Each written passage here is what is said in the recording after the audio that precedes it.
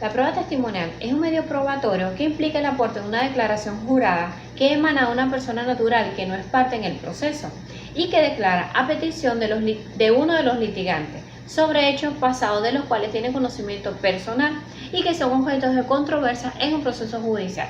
Para rendir este testimonio en el proceso se realizará un acto procesal con las formalidades que establece la ley. El autor, Humberto Bello Márquez, sostiene lo siguiente: la prueba de testigo la podemos considerar como la declaración que hace un tercero, ajeno a la relación sustancial controvertida, por la cual eleva al órgano jurisdiccional el conocimiento de un hecho pertinente al proceso que ha obtenido por intermedio de sus sentidos. En relación con la naturaleza jurídica de la prueba testimonial, podemos decir que se trata de un medio probatorio admitido en la legislación positiva. Así lo contempla el Código Civil, el Código de Procedimiento Civil y el Código Orgánico Procesal Penal, entre otras leyes que contienen normas procesales. Es una de las pruebas más utilizadas para la reconstrucción de hechos, bien para comprobar la existencia o el modo, tiempo o el lugar con el objeto de exponer ante el juez de la causa ciertos hechos pasados que han sido percibidos por el declarante y de hacerlos del conocimiento del operador de justicia para que puedan ser incorporados al proceso. En este sentido, hay que precisar que la prueba de testigo es una prueba personal. Es el testigo que tiene conocimiento de ciertos hechos debatidos a través de su percepción, quien rinde la declaración de los hechos que él conoce o de los cuales tiene conocimiento. Nadie puede declarar por el testigo, sino él mismo. Los hechos sobre los cuales se rinde la declaración deben ser hechos debatidos en el proceso. Pero, ¿cómo se va a declarar eso que se pretende incorporar al proceso? Los detalles de la declaración no tienen por qué ser conocidos previamente. Por tanto, la prueba testimonial versa sobre hechos pasados que se hayan controvertido en proceso y que tienen por objeto formar la convicción del juez respecto. Estamos en presencia de una prueba indirecta, por cuanto trata de aportar al proceso y al juez el conocimiento de ciertos hechos que antes de la declaración se ignoraban o están controvertidos. Caracteres de la prueba testimonial. Es regla general que el testimonio debe limitarse a exponer los hechos percibidos y si emite algún juicio subjetivo. Esto formará parte del hecho sobre el cual testimonia. Y de aquí el cuidado del juez en el momento de su valoración. En este sentido, la prueba testimonial tiene los siguientes caracteres. Se trata de un medio de prueba judicial indirecto o mediato y de carácter personal. Número 2. Es una declaración de ciencia o conocimiento que rinde un tercero que no es parte y que versa sobre hechos debatidos en el proceso y que por tanto son pertinentes e irrelevantes para la causa. Número 3. Es un acto procesal que debe de cumplir con los requisitos de forma y tiempo establecidos por la ley. Número 4. Los hechos sobre los cuales declara el testigo son hechos pasados, debatidos en un proceso presente, aunque los efectos de ese hecho puedan haberse prolongado en el tiempo hasta la actualidad. Buenos días, mi nombre es Isabela Durán y antes de entrar a profundidad con el tema de la prueba testimonial es importante definir lo que es un testigo, la clase de testigos y los deberes de dichos testigos. En la prueba testimonial lo relevante es la declaración del tercero ajeno al proceso. Esa declaración que rinde esa persona natural que nos parte en el proceso es el testimonio, mientras que la persona que lo rinde es el testigo. Por supuesto, en sentido general, tenemos que testigo es toda persona que da una cosa, es decir, que asevera alguna causa o que da declaración que se afirma o asegura alguna cosa. Pero jurídicamente es necesario precisar mejor ese concepto. Hugo Alsina lo ha definido como la persona capaz, extraña al juicio, que es llamada a declarar sobre hechos que han caído bajo el dominio de su sentido. Mientras que Santiago Sentis Melendo nos dice que testigo es la persona que pone en el proceso sobre hechos que con anterioridad han caído bajo sus sentidos. Es parecido al concepto de Giuseppe Chivionda, que dice que el testigo es una persona distinta a los sujetos procesales a quien se llama para exponer al juez las observaciones propias de hechos ocurridos importantes en el proceso. De lo dicho anteriormente, podemos concluir que el testigo es una tercera persona capaz que brinda una declaración sobre hechos pasados de los cuales tiene conocimiento por haberlos percibido a través de sus sentidos y que son relevantes y se encuentran debatidos en el proceso. Lo dicho es suficiente para poder apreciar que el testigo es una persona natural distinta del demandante y del demandado y de sus representantes en el proceso, razón por la cual no puede tener un interés distinto a simplemente decir la verdad sobre lo que se conoce. Por lo tanto, su declaración es subjetiva y no técnica.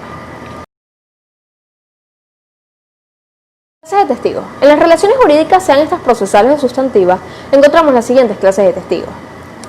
Primero, en sentido general pero estrictamente procesal, considerando a la persona de la cual proviene, podemos referirnos al testimonio de la parte y al testimonio de tercero. En materia probatoria, esa declaración de parte, ese testimonio de la parte, constituye una confesión. En sentido específico, solo se considera testimonio a la declaración que proviene de un tercero. Segundo, según el medio utilizado para rendir el testimonio, podemos mencionar el testimonio oral, el testimonio escrito y el testimonio gestual. Se tratará de testimonio oral cuando las declaraciones son efectuadas en forma verbal. El testimonio escrito, el cual es rendido en formato instrumental, y el testimonio gestual, en cambio, se refiere a aquellos casos en los cuales el testigo suele tener algún tipo de impedimento para comunicarse de viva voz o para escribir. Este es el caso de los sordomudos. Tercero, atendiendo a la fuente de la percepción de hechos por probarse, podemos referirnos al testigo original o al testigo de oídas o indirecto, también conocido como referencial. Cuarto, atendiendo a la función que desempeña dentro de un proceso y su diferente naturaleza procesal, podemos referirnos al testigo o testimonio procesal ordinario, al testigo o testimonio procesal actuario. Los testigos procesales ordinarios son aquellos que declaran dentro de un proceso con fines probatorios. En cambio, los testigos procesales actuarios son aquellos que sirven para hacer constar la realización de un determinado acto procesal. En sentido extraprocesal encontramos el testigo instrumental y el testigo actuario extraprocesal. El testigo instrumental es aquel que se limita a servir para demostrar el otorgamiento de algún documento o de su firma. El testigo actuario o extraprocesal, en cambio, se limita a hacer constar la realización de ciertos actos jurídicos que nos revisten a carácter procesal. Quinto, atendiendo a la capacidad del testigo para rendir su testimonio, podemos referirnos a los testigos hábiles y los testigos inhábiles. Esto va referido a las incapacidades o inhabilidades para testimoniar. Sexto, atendiendo a si existe o no un motivo personal adjudicable al testigo y que reste credibilidad o verisimilitud al testigo o al testimonio. Podemos referirnos al testigo idóneo y al testigo inidóneo. Cuando no hay motivo alguno para restarle credibilidad, estaremos en presencia de un testigo idóneo. Sin embargo, cuando nos encontramos con un motivo que pueda restarle esa verosimilitud al testigo, nos hallaremos en presencia de un testigo inidóneo. Séptimo, según el número de testigos que sobre un mismo hecho declaren en el proceso, podemos mencionar al testigo singular o al testigo o testimonios plurales. Cuando solamente se tiene un único testigo que rinde declaración en torno a un hecho, nos hallaremos en presencia del testigo singular. Cuando se tienen varias declaraciones o varias declaraciones de testigos acerca de un mismo hecho controvertido, nos encontraremos en presencia de pluralidad de testigos o un testimonio plural. Octavo, el testigo o testimonio ocular suele ser aquel al cual le conceden los hechos sobre los cuales declara porque se encontraba presente en el momento de ocurrir los hechos que narra. Noveno, el testigo o testimonio falso es aquel cuya declaración no se ajusta a la verdad, faltando a la misma en forma maliciosa, bien sea a través de la negación expresa de la verdad o afirmando hechos contrarios a ella.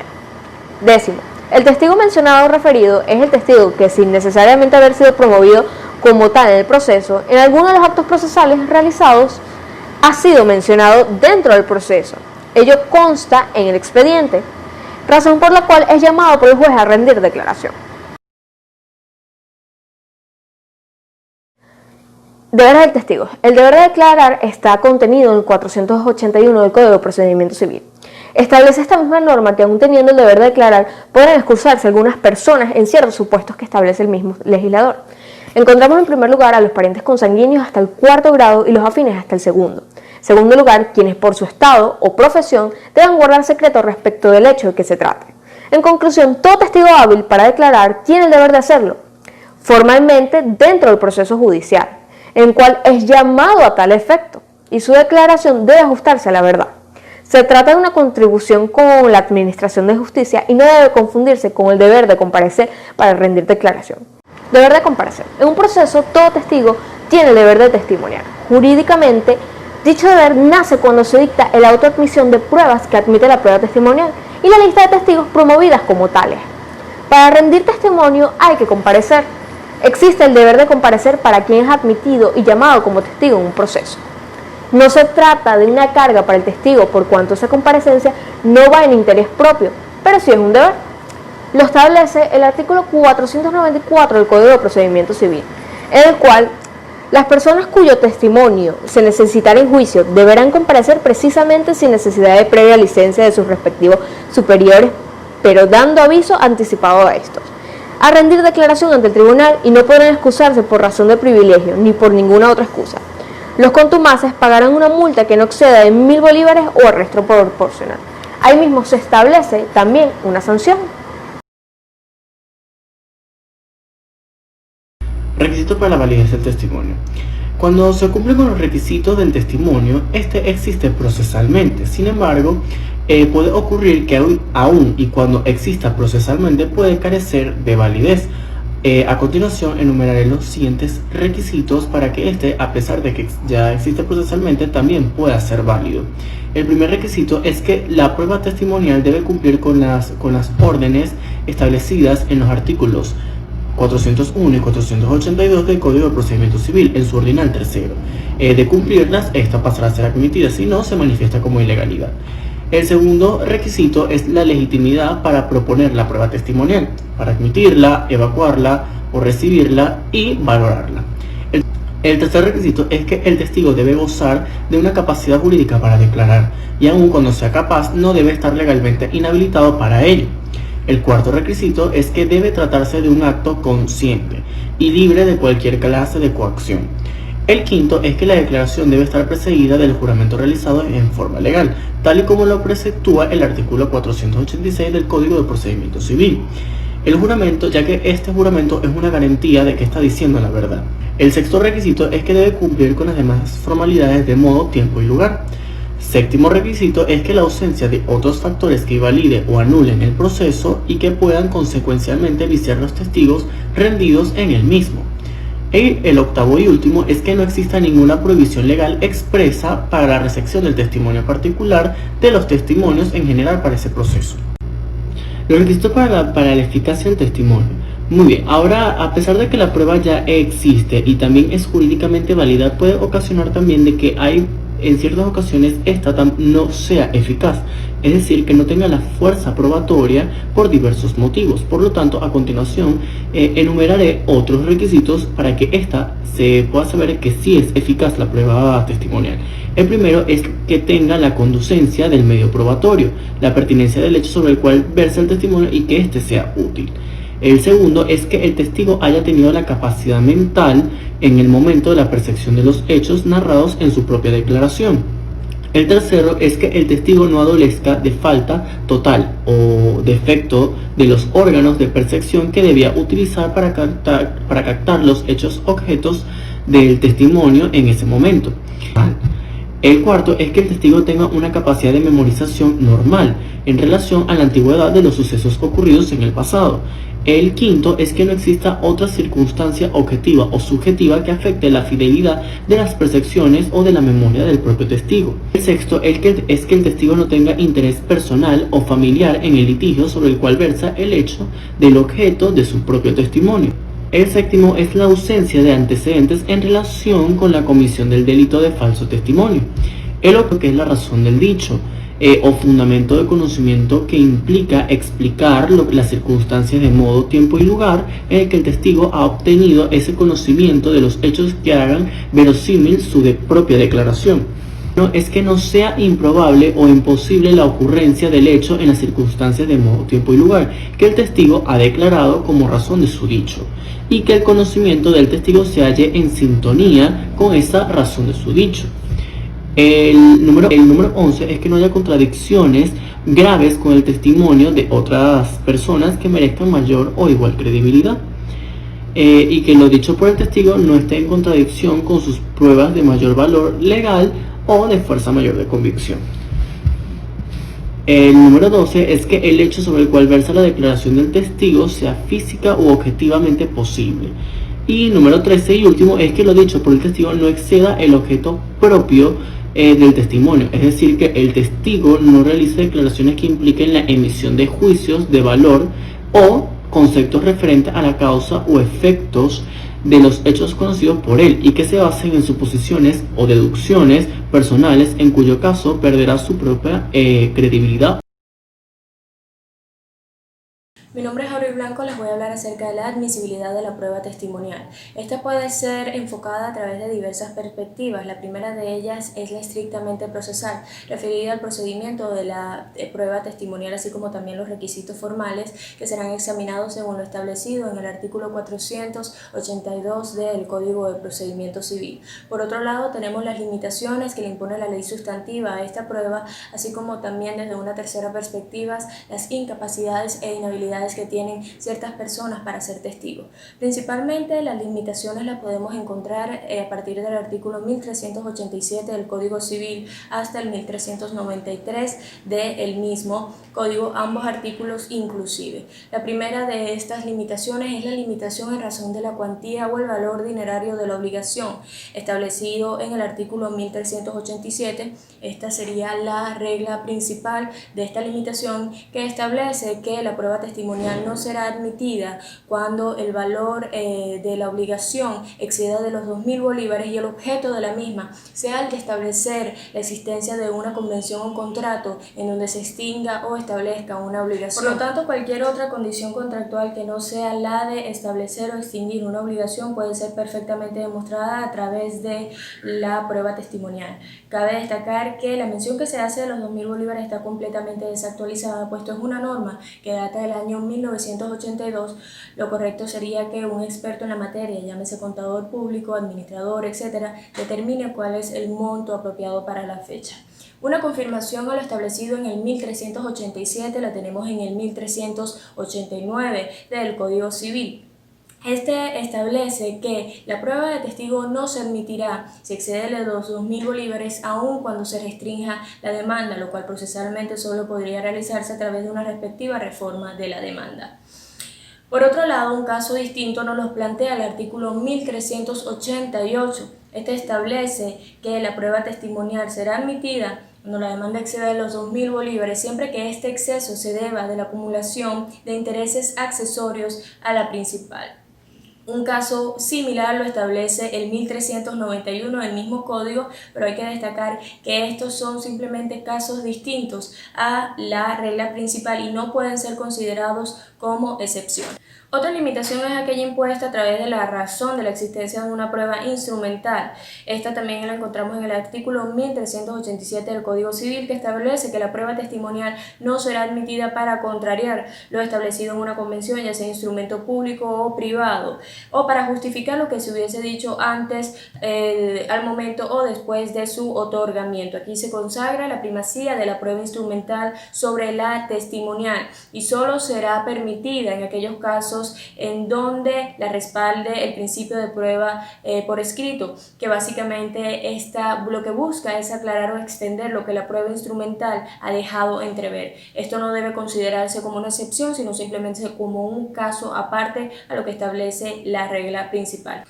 En cuanto a las excepciones de la prueba testimonial, tenemos que la limitación en razón de la cuantía o el valor dinerario de la obligación tiene su excepción en materia mercantil. Asimismo lo establece el último parte del 1397 y el 124 y el 128 del Código de Comercio, en donde es permitida la prueba testimonial sin importar cuál sea la liberación u obligación que se intente acreditar. Por otro lado, tenemos el 1393 del Código Civil, establece los supuestos en donde es perfectamente permitida la prueba testimonial. El primero de ellos es cuando haya existido la imposibilidad para el acreedor, ya sea material o moral, de obtener una prueba por escrito de la obligación. Segundo es cuando el acreedor haya perdido el título que le hubiese servido de prueba por caso fortuito o fuerza mayor. Y tercero es cuando éste haya sido atacado por ilicitud de la causa. Otro caso excepcional lo encontramos en el Código de Procedimiento Civil, que se refiere a cuando un instrumento, ya sea público o privado, es tachado de falso. Aquí la prueba testimonial se permite bajo ciertas condiciones, pero solo para tratar la falsedad de dicho documento, lo cual solo será aceptado bajo los parámetros del procedimiento de la tacha de falsedad establecido en el Código de Procedimientos. En cuanto a las incapacidades o inhabilidades que tienen ciertas personas para ser testigos, tenemos que el legislador venezolano se aparta de la doctrina moderna que suele limitar y restringir estas incapacidades y se adhiere a la doctrina tradicional, estableciendo así dos tipos de incapacidades. La primera es la absoluta, referida a aquellas personas que se encuentran inmersas en una situación en donde no se les permite ser testigos en ningún tipo de causa. Estas las encontramos en el artículo 477 del Código de Procedimiento Civil. Estas son aquellas personas menores de 12 años, aquellas personas que están bajo interdicción por demencia y aquellas personas que hagan del testificar en juicio su profesión. Por otro lado, tenemos las incapacidades relativas, estas referidas a aquellas personas que se encuentran inmersas en supuestos que no les permiten ser testigos en una causa determinada. Estas las encontramos en los artículos 478, 479 y 480 del Código de Procedimiento Civil. Normalmente se tratan de personas que están en situaciones en donde tienen vínculos afectivos, de amistad, de enemistad, de trabajo, etcétera, lo cual pone en duda la imparcialidad que estos pudieran tener a la hora de rendir su testimonio. Hola, buenos días. Yo les voy a hablar acerca de la oportunidad y modo de promoción de la prueba testimonial. En relación a la oportunidad para promover la prueba testimonial, hablamos de que esta prueba tiene que ser promovida, como casi todos los medios probatorios, a solicitud de parte interesada en el lapso de promoción de pruebas, que en el procedimiento ordinario es de 15 días de despacho siguientes al vencimiento del lapso de emplazamiento. La excepción a esta regla general es el caso del testigo mencionado, es decir, el testigo que fue a declarar pero que no fue promovido por las partes. Esto de acuerdo con lo establecido en el ordinal tercero del artículo 401 del CPC. Esta norma establece que tiene dos supuestos. El primer supuesto es el testigo que fue mencionado y que fue promovido por las partes pero que no pudo comparecer a declarar. Y el segundo supuesto, que es el testigo que no fue mencionado ni fue promovido por alguna de las partes. Esta es la excepción, es decir, el juez podría llamarlo a declarar sin haber sido promovido por las partes. En relación con el modo de promoción, este deberá de realizarse por medio de un escrito. Este escrito formará parte o será parte integrante del escrito de promoción de pruebas, el cual debe de cumplir con unos requisitos establecidos en el artículo 482 del CPC. Esto significa o esto establece que al promoverse la prueba de testigo también deberá de hacerse una lista con el nombre de los testigos que irán a declarar. En la práctica, este es un simple enunciado de los nombres de los testigos. A esa lista, con los nombres de los testigos, también se le va a añadir su domicilio. Pero en relación a la identificación, es importante que se consagren los requisitos establecidos en la Ley de Identificación del 2006, en su artículo 3, que establece la cédula de identidad personal, la partida de nacimiento y el pasaporte. Cualquiera de esos tres requisitos nombrados anteriormente deben de darse como suficiente para ser identificado el testigo. No lo establece el CPC, pero es la forma legal de identificación en nuestro ordenamiento jurídico venezolano. El requisito del domicilio es de fundamental importancia a fines de determinar si hay que practicar o no una comisión correspondiente al domicilio donde se encuentra el testigo. Esto con el objeto de que él pueda rendir su declaración. Claro, esto se hace o se practica siempre y cuando el testigo no esté domiciliado en donde se está llevando el proceso. Además, que el requisito formal para la promoción se limita a la indicación del domicilio. Esto debe entenderse, como está establecido en el artículo 27 del Código Civil, que el asiento principal de una persona se encuentra donde tiene lugar o tiene asiento principal sus negocios e intereses. Además, nunca es recomendable que se establezca o se precise una dirección de residencia o habitación directa del testigo, ya que este puede ser objeto de amedrentamiento por parte de la parte no promovente o de algún interesado que se sienta perjudicado por el testimonio que éste va a rendir. La falta de indicación del nombre del testigo y de su domicilio implica la infracción o violación de los requisitos formales de la prueba de testigos. Esto, en consecuencia, traerá que el juez puede negar su admisión por dicha ilegalidad, así como también puede ser que la parte no promovente hizo su oportuna oposición de la prueba y el juez así lo haya acordado, o bien sea que el juez haya percibido la ilegalidad manifiesta y haya decidido negar su admisión. Todo esto de acuerdo con lo establecido en el único aparte del 397 y 398, ambos establecidos en el CPC. En cuanto a la admisión o no de la prueba testimonial, el tribunal de la causa, como con todos los medios probatorios, debe de pronunciarse en cuanto a la admisión o no. Esto de acuerdo a lo establecido en el artículo 397 y 398 del CPC nombrados anteriormente.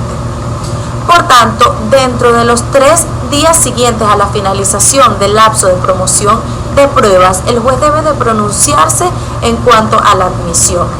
Si no nos hallamos en ningún tipo de limitación de la prueba testimonial propia, es decir, que cumpla con todos los requisitos formales y legales, el juez deberá admitir la prueba testimonial, pero de lo contrario deberá negarla.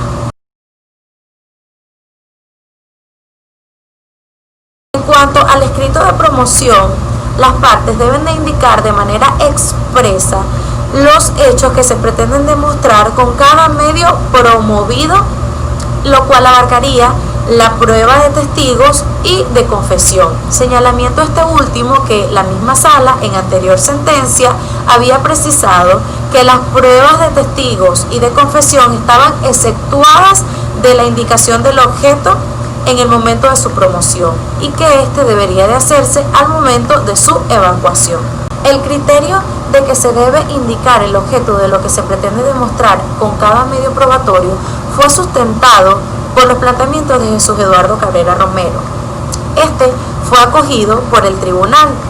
Sin embargo, tiempo después ha sido moderado por ciertos, en relación a ciertos medios probatorios, en específico por la Sala de Casación Civil, donde la magistrada Isbelia Pérez de Caballero expresó que abandona el referido precedente jurisprudencial, estableciendo que para las posiciones juradas y las pruebas testimoniales quedan exceptuadas de indicar el objeto de estas en el acto de promoción de pruebas. Entonces, solo en relación con la prueba de testigos y de confesión provocada por medio de posiciones juradas fue abandonado el referido criterio de indicar el objeto de la prueba en el escrito de su promoción.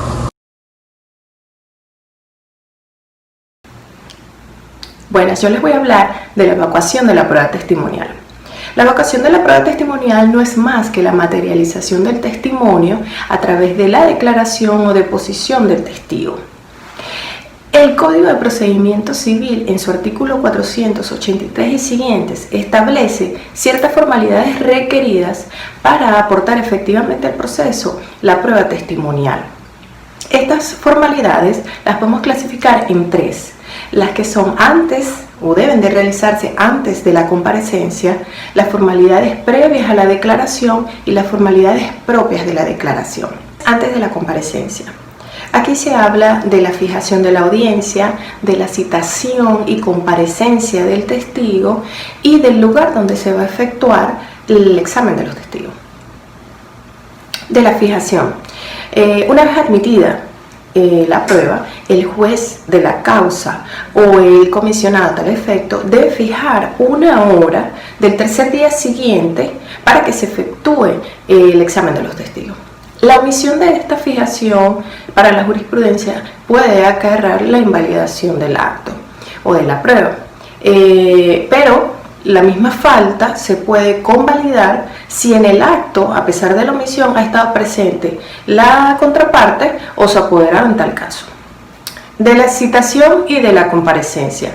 Las partes tienen la carga de traer al testigo, de presentarlo ante el tribunal, pero pueden solicitar que sea citado a través del tribunal, ciertamente. Y si el testigo no comparece, la parte promovente puede perfectamente solicitar una nueva oportunidad para que se realice el examen del testigo, siempre y cuando sea dentro del lapso de evacuación de prueba o de la articulación probatoria, si fuese el caso. Y hablando del lugar, nos referimos obviamente a que la declaración se va a realizar en la sede del tribunal, ya sea el tribunal de la causa o el comisionado a tal efecto. ¿Cuándo se dan estos comisionados?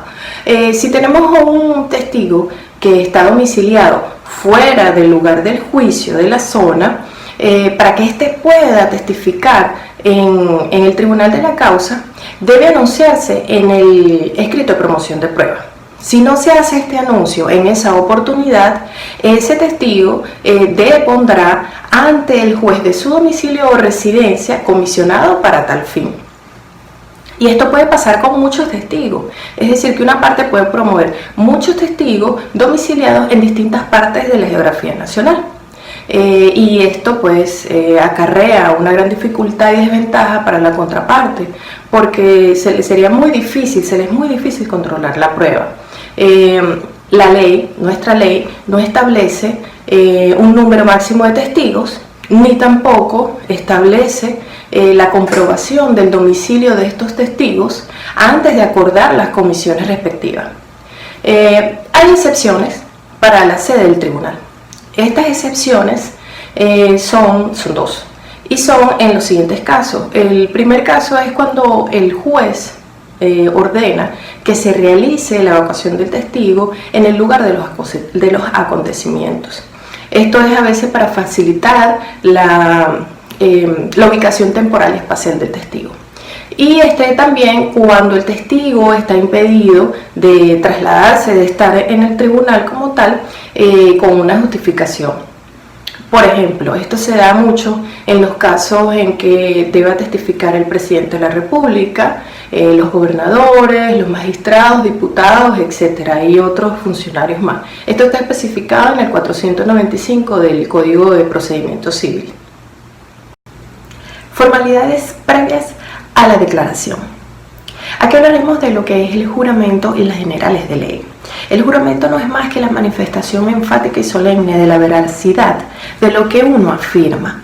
Nuestra ley no establece una forma determinada para efectuar el juramento. Sin embargo, en el artículo 486 del Código de Procedimiento Civil nos establece tres aspectos importantes para el juramento.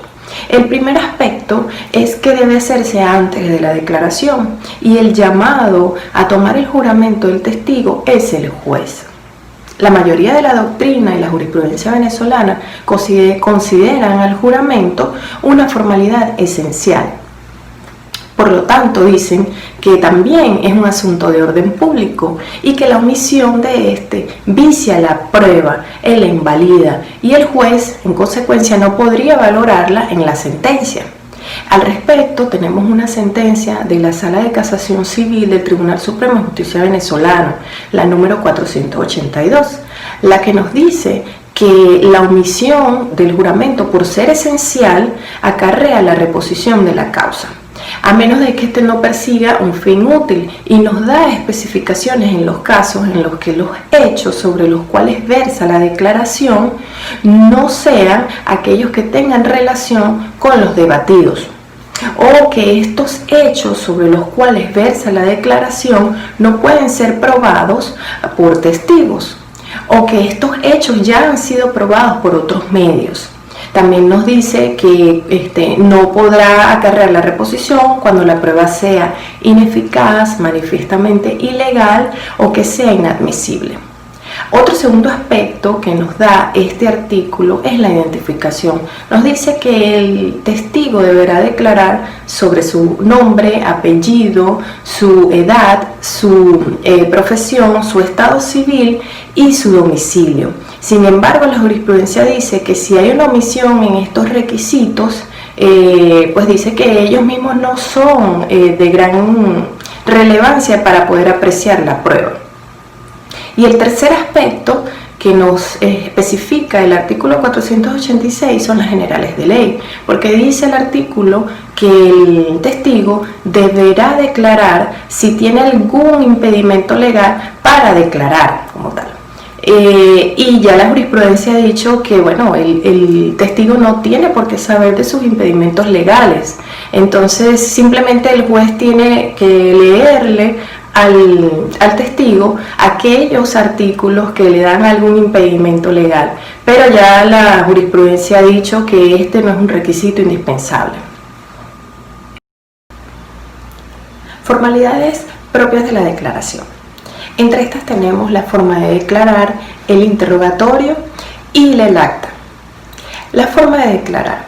El artículo 485 establece que los testigos deben declarar de forma pública, reservada y separadamente unos de otros, para así evitar que la deposición de uno influya en la del otro. La forma de declarar, la regla general para la forma de declarar es la oral, y está establecido en el artículo 498 que los testigos no pueden consultar ningún escrito o ningún documento a la hora de declarar. Solo podrán consultar sus notas cuando sean casos en los que se traten de cantidades o cuando sean casos complicados. La excepción a la declaración oral la tienen los funcionarios y autoridades establecido en el artículo 495 del Código de Procedimiento Civil que anteriormente nombramos.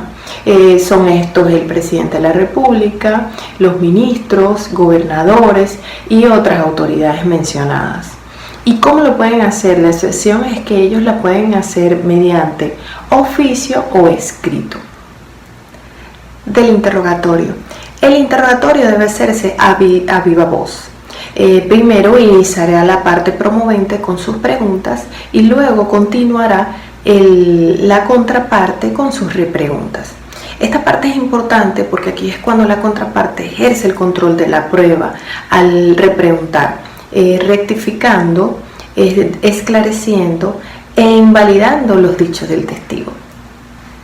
El interrogatorio debe ser claro y conciso, de fácil entendimiento para el testigo y debe de cumplir unos requisitos. Primero que el interrogatorio debe versar sobre solo hechos y únicamente hechos. Estos hechos sobre los cuales versa el interrogatorio deben ser pertinentes y útiles para el desarrollo y resolución de la causa. Es decir, que estos hechos sobre los cuales se está interrogando eventualmente deben demostrar los hechos controvertidos o debatidos de la causa. Y que en cada pregunta se debe de interrogar sobre un solo hecho. Es decir, una pregunta, un hecho. El otro requisito es que estas preguntas deben ser claras, concisas, concretas y de fácil entendimiento. Y por supuesto, no pueden llevar dentro de sí una respuesta. Tampoco pueden llevar muchos detalles para sugerir alguna respuesta en el testigo. Y como último, estas preguntas no pueden ser sugestivas o capciosas, es decir, que no pueden llevar a la confusión al testigo. Bien, es cierto que las partes pueden hacer las preguntas que deseen, no hay un número específico, siempre y cuando sean pertinentes. Si alguna de las partes se siente afectada por la formulación de una pregunta, pueden oponerse a ella. Esto se llama la oposición especial o diferida, siempre y cuando la pregunta sea impertinente. Esta ataca a estas preguntas ilegales e impertinentes.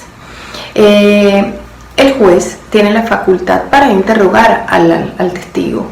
Y también puede considerar que ha sido suficientemente interrogado y puede interrumpir el interrogatorio y culminarlo. Finalizada la deposición, esta constará en un acta que debe contener los requisitos del artículo 492 del Código de Procedimiento Civil, los cuales indican lo siguiente. Número 1, indicación del día, hora, mes y año del examen y del diferimiento que se haya hecho para otro día si no hubiere concluido la declaración. 2, de haberse llenado los requisitos del 486, es decir, del juramento y generales de ley. 3, las contestaciones que haya dirigido la parte contraria, su representante o el juez y respectivas contestaciones. 4, las preguntas que le haya dirigido la parte contraria, su representante o el juez y las respectivas contestaciones. 5, si el testigo ha pedido indemnización y cuál ha sido la cantidad acordada. 6, la constancia de haberse dado lectura a la deposición. 7, las firmas del juez y su secretario. 8, la firma del testigo si se supiere firmar o la constancia de que no sabe o no puede hacerlo. Y 9, firmas de los intérpretes si los hubiere y la de las partes y apoderados que hayan asistido al acto.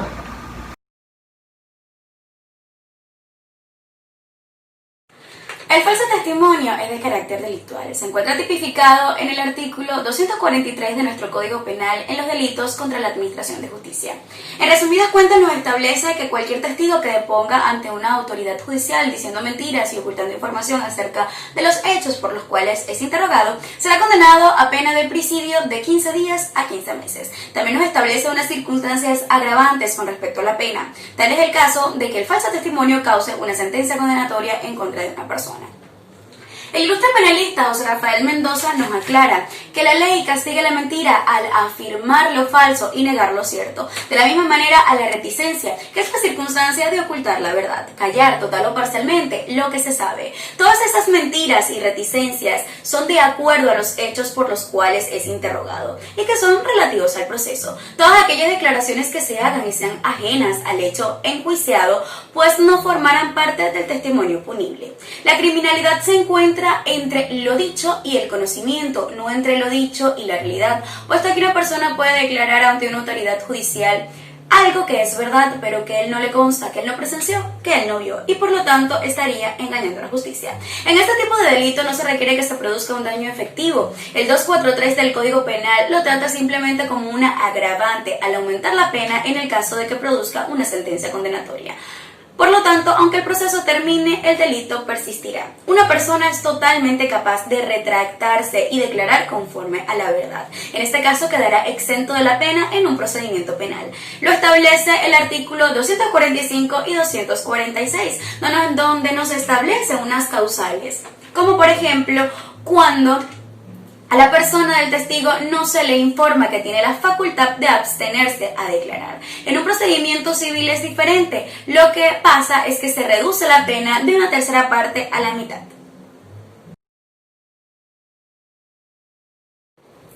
El soborno de testigo, por otro lado, está tipificado en el artículo 247 de nuestro Código Penal, donde nos establece que cualquier persona que soborne a un testigo, a un intérprete o a un perito para que incurra en el delito establecido en el 243 del mismo código, que es el del falso testimonio, pues será condenado a las penas correspondientes. En el artículo nos establece una serie de causales que van en concordancia con lo que establece el 243. Por ejemplo, en el caso de que se soborne un testigo y que su falso testimonio ocasione una sentencia condenatoria en contra de una persona, la pena de presidio será de 4 años a 5 años. El soborno es la promesa, la entrega de dinero, de beneficios o de cualquier otra utilidad con el propósito de obtener una ventaja. ¿Pero cuál es la ventaja? Pues el falso testimonio del testigo sobornado.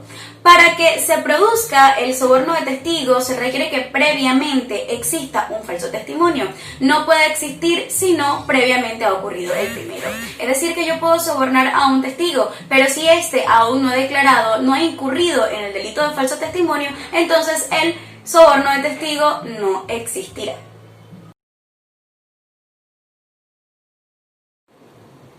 Ahora con respecto a la tacha de testigos. De la misma manera en cómo se puede enervar un instrumento público y privado a través de la tacha de falsedad, de la misma forma se puede impugnar y enervar un testigo por medio de la denominada tacha de testigos. La particularidad de este es el objeto en sí, que es la persona del testigo, no el testimonio. Pero evidentemente, al afectar o impugnar el testigo, claramente esto repercutirá en la validez de su declaración. Entonces entendemos que primero directamente se ataca o se impugna al testigo y que como consecuencia afectará su testimonio o declaración. Esto es para afectar lo que es la valoración del juez con respecto a la declaración del testimonio de ese testigo. Es importante aclarar que en el artículo 499 de nuestro Código de Procedimiento Civil venezolano nos establece la oportunidad para realizar esta acción, que es 5 días de despachos posteriores a la promoción de la prueba. Buen día, mi nombre es Arianna López y mi punto a tratar es la crítica del testimonio y valoración de la prueba testimonial. Esta fue sistematizada por el maestro francés François Gorfe a inicios del siglo XX y es una actividad fundamentalmente psicológica con claras aplicaciones judiciales, la cual va dirigida a tratar de depurar el testimonio mismo para intentar encontrar la verdad contenida en él. Esto con la finalidad de realizar una meditada elección entre los distintos testimonios rendidos para así descubrir aquellos errores que estén bajo apariencia de verosimilitud, discernir lo falso y descubrir lo verdadero. La crítica del testimonio, así como el control del mismo, son factores determinantes de la prueba testimonial. No siempre es necesario realizar una crítica del testimonio de manera tan exhaustiva, ya que el objeto de prueba puede ser determinado mediante otro medio probatorio. Sin embargo, cuando el único medio probatorio para descubrir o diferenciar un hecho es la prueba testimonial, entonces sí será necesario realizarlo de forma detenida. Una correcta crítica del testimonio debe examinar el valor del testigo para constatar así su moralidad y su capacidad intelectual. También debe estudiar las categorías sociales para determinar si esta persona tiene un nivel alto o bajo de cultura y cómo ese nivel cultural puede afectar en su testimonio.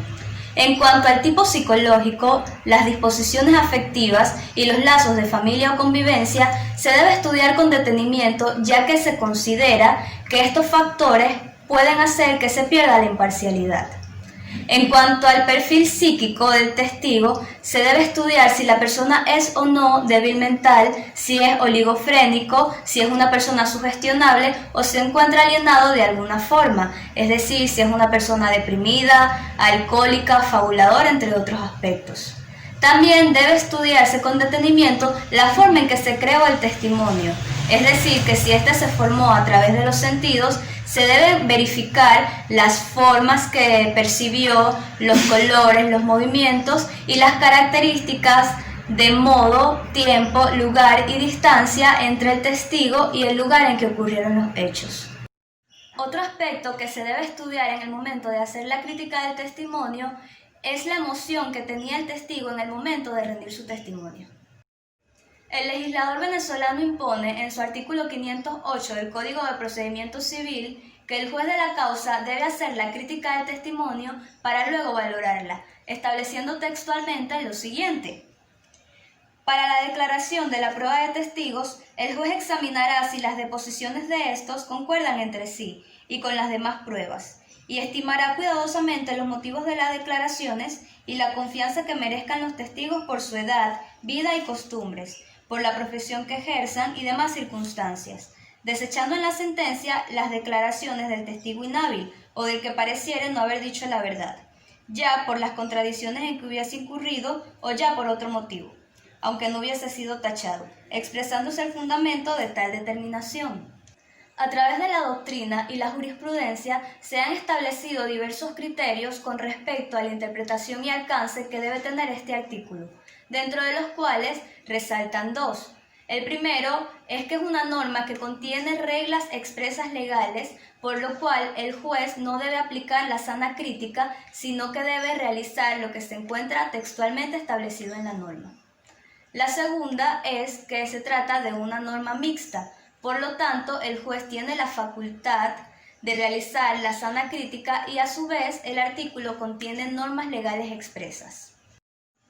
Lo importante aquí es destacar que esas reglas de valoración legales expresas se limitan a indicarle al juez los aspectos sobre los cuales debe centrar su atención en el momento de realizar la crítica, pero no le indican cómo valorarlo.